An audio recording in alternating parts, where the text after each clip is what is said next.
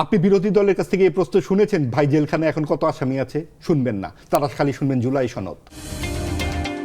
মাহবুব আজিজ, আপনি কি বলবেন? আমরা আসলে আজকে কিন্তু একটা একাডেমিক ডিসকাশন। না, ঠিক আছে, মেঘ তো আসলে ধরেন লেখাপড়া জানা মানুষদের বিষয়, যারা দিন আনে দিন খায়, আমাদের দেশের অধিকাংশ মানুষ, নাগরিকেরা, তারা রাষ্ট্রের সাথে তাদের সম্পর্কটা কি? এই লক্ষ হাজার কোটি টাকায় কয় টাকা হয় আমি পার্সোনালি বুঝি না। 1 কোটি টাকায় কত টাকা হয় সেটাই আমি বলতে পারবো না।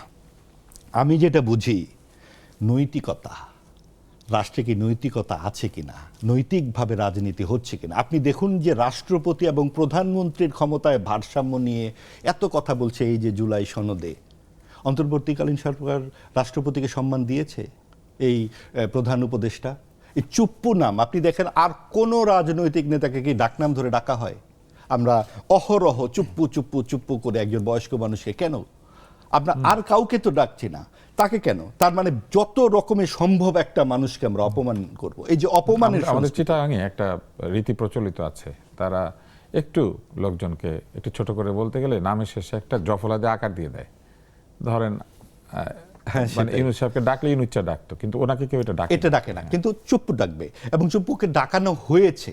আপনি দেখুন যে বারবার যখন আপনি ভারসাম্য তৈরির চেষ্টার কথা বলছেন, কিন্তু একজনকে চুপ্পু বলে তাকে আপনি কোনো রকম রাষ্ট্রাচারের নীতি নিয়ে আপনি মানবেন না, আপনি নিজের জন্য সমস্ত ট্যাক্স ফ্রি করবেন, আপনি বিশ্ববিদ্যালয় প্রতিষ্ঠা করবেন ইত্যাদি, যেগুলো তার প্রয়োজন ছিল না। তিনি তো এমনিতে একজন শ্রদ্ধেয় ব্যক্তি, 82-84 বছর বয়স ছিল, অনেক জব ক্রিয়েটেড হবে, চাকরির জন্য মানুষ বাংলাদেশে চলে আসবে। এই জায়গাটাতে অতি সম্প্রতি ওনার ইউনিভার্সিটির বিজ্ঞাপন বের হয়েছে, আজকেই দেখলাম। বিনিয়োগের কথা আমরা কত শুনেছি না? বিনিয়োগ বন্ধ হয়ে গিয়েছিল। আপনার আমাদের কি পরিস্থিতি অর্থনৈতিক ব্যাপারে, তারা কিন্তু বলেছিলেন যে ইতিহাসে বিরাট বিনিয়োগ আনা। উনি তো স্বপ্ন দেখার কারিগর, স্বপ্ন দেখানোর কারিগর, কথার যে ফুলঝুরি তিনি এবং তার উপদেষ্টারা। যা দেখলাম আমরা, তাতে আমরা কি বুঝলাম? আমাদের 48 লক্ষ মামলার জট এখন, এবং এই 48 লক্ষ মামলা এই 2 মাসে বিএনপি দেয় নাই। কিন্তু এই 18 মাসে যে মামলাগুলো হয়েছে, আওয়ামী লীগ কতগুলো মামলা হয়েছে, এখন 48 লক্ষ মামলা জট আছে। এটা তো অনেক দিনের। হ্যাঁ, এটা অনেক দিনের, এবং এই আওয়ামী লীগ করেছে। আওয়ামী লীগ অন্তর্বর্তী সরকারের সময় আরো ভুয়া মামলা করেছে, আওয়ামী লীগ করেছে, ভুয়া মামলা দিয়েছে 14 বছর ধরে বিএনপির বিরুদ্ধে। 50 লক্ষ বিএনপি দাবি করে, 50তম না হলেও কাছাকাছি হবে। 1,34,000 1,34,000 মামলা দিয়েছে রাজনৈতিক মামলা, আওয়ামী লীগ। আর বিএনপির আমলে এটা অনেক বেশি তাদের হিসাব মতে। হ্যাঁ, এটা নিয়ে অন্তর্বর্তী সরকারের সময় আরো বেশি, আরো অন্তর্বর্তীকালীন সরকার তো 18 মাসে তো কয়েক হাজারে সামান্য। আমরা যেটা মনে করি যে এখন আপনি জেলখানাগুলোর একটা শ্বেতপত্র, কিন্তু সামান্য কি ঠিক? জাতীয় সংসদে এটা কেন আলোচনা হয় না? আপনি বিরোধী দলের কাছ থেকে এই প্রশ্ন শুনেছেন, ভাই জেলখানায় এখন কত আসামি আছে? শুনবেন না, তারা খালি শুনবেন জুলাই সনদ। কারণ তারা এখন জেলখানায় নাই। না, তারা জেলখানায় নাই বলে যাদেরকে বন্দোবস্ত করে রেখেছেন তারা অধিকাংশ তৃণমূলের, আওয়ামী লীগের কর্মী, যাদের কোনো মামলা এবং এই এর সাথে, খুনের সাথে সম্পর্ক নাই। যারা খুনের সাথে সম্পর্ক তারা বহাল তবিয়তে বিদেশে আছেন।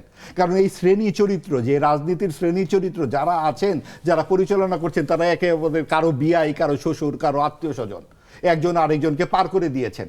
তো এই যে পারটা করে দিলেন এবং এখন যে জেলখানায় রাখলেন, এই অন্তর্ভুক্তিমূলক সমাজ তাহলে কি করে আপনারা বলেন?